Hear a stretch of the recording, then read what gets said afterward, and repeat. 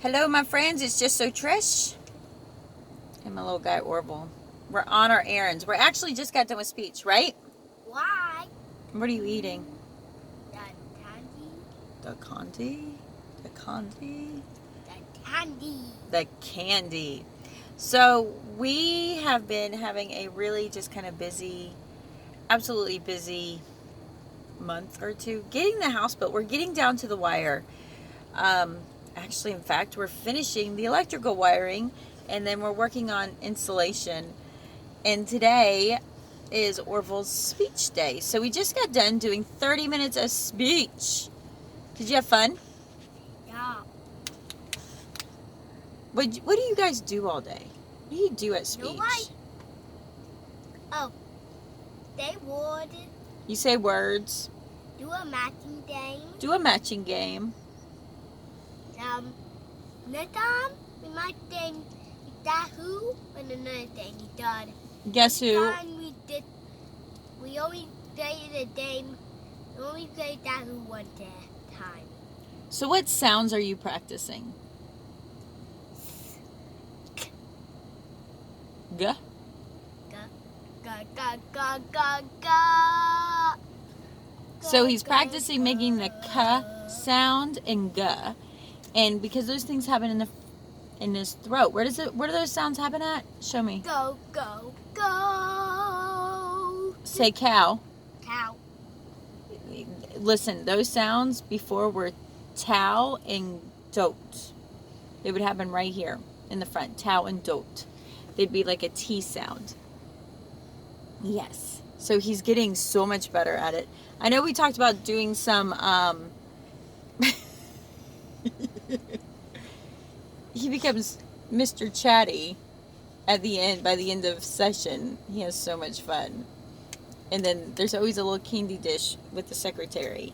And as he leaves, he gets to ask for a piece of candy. Isn't that right? Yeah.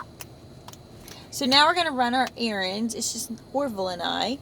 We've got the Goodwill haul. So I have been doing some major cleaning out because, all right, the house that flooded, the old house, turned into a storage. And then we're going to renovate it. And we're getting close to ready to renovate it. And I have to get the things out of there. But if you remember, we bought the house we bought an estate after our neighbor had passed away. We bought his estate, and my husband kept everything, and the man was a book hoarder. So it's been hard because these books are really fun and fantastic, and they're typically like self-sufficient, carpentry, gardening, boats, lots of boats. And I go through the boxes, and I check out the ones, and I pull like one or two books that I really like, that I just feel like I can't live without. How did the coloring change? Put the light on that subscribe button. Oh. And ring that bell. You are so funny. Hit the like and the subscribe button. What'd you tell them to do? And hit that bell. And hit that bell so they know when the videos come live. You're so much better at that than me. I always forget to do those things. Or say those things. My man's got me covered. Yeah, Anyway, I've been watching some YouTube videos. She's been watching YouTube videos. Mom win. So, I'm working on cleaning them out, and I've just had a hard time parting with the books, and I've had to come to the realization that I absolutely love going to Goodwill and scoring the mega scores. And I'm like, you know what? I'm going to release these books into the world and let somebody else have that amazing time finding these books, because they're not really books I would buy. And that's where I had to kind of put my limit down. Like, are these books I'm going to buy? And so I went ahead and decided, like, they're not really books I'd want to buy. I would just keep them because I already had them. And that's pretty much claim to being a hoarder, is doing that. So we're going to run errands. We're going to drop this off. I also have some shelves, the old like VHS shelves, which are great shelves, but I don't need them. And that's what I'm running into. And my husband's the culprit. I can sometimes be that culprit, but my husband's the culprit this time, where he just wants to keep everything because it's good stuff. And I'm like, it is great, but it's not what we need. We have a dining room set with a hutch, and I told him this week, and I said, and I'm going to sell that. And he's like, but the table's really good. I go, the table is great. It's just not big enough. Well, we can't have a big table in the new house. And I go, I understand that, but this table is not going to work for us. It has to go. And so he's having a hard time with that. I'm actually probably today going to run by a furniture store that somebody told me about, because they said that the couches are really great prices. And I have a recliner set that my grandma gave me. Well, I got from my grandma when she passed away. I've been holding them for 4 years, waiting. Well, not 3 years, waiting for the house to be finished so we can use them. I don't think they're going to fit. And what I run into is, instead of making myself crazy trying to make things fit in my life that really don't fit, I feel like after all of this time and all of the craziness of living small, waiting for life to begin again, I want what works. But I don't want to spend a lot of money, and I don't want to just spend money. So what I'm hoping is I can look at some couches and see if, between selling the hutch and the table and these couches, that I will be able to have enough money to get what I'm looking for. Is my hope. That, and we got to get pumpkins tonight, right? We have to get pumpkins. Yeah, Mr. Yes. Yes. Yes. That's what we work on. Yes. But she has the greatest hands. She's like, and what does she do for Guh? What's her hand movement for Guh? Does she have one? I think she does this. Guh. Guh. And then that's what she does for us. So we got to go find pumpkins for everybody. And then I'm on the great search. So one of the things I'm running into is beginning the change of life. And I'm going to tell you, my weight is not doing what it should be doing. I've put on so much weight, and I've come to realize, like, there's just so much stress going on, and it's an uphill battle that I'm not winning. So it's bigger pants is what's winning, is my solution for that right now. And I'm just really having a hard time.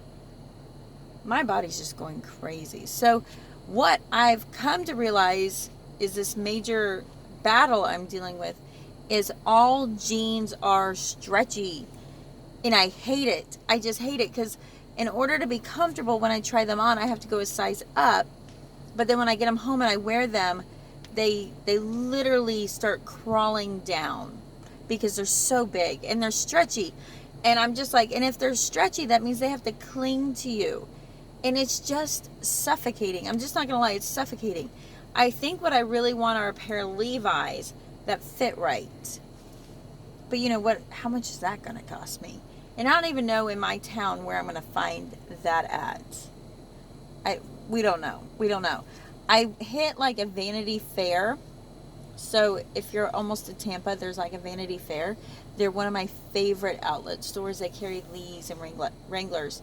And I was trying to be good because I tend to not go shopping very often, that when I go shopping, it's like monthly grocery shopping. I just like want to hoard so much stuff, and I kind of overbuy.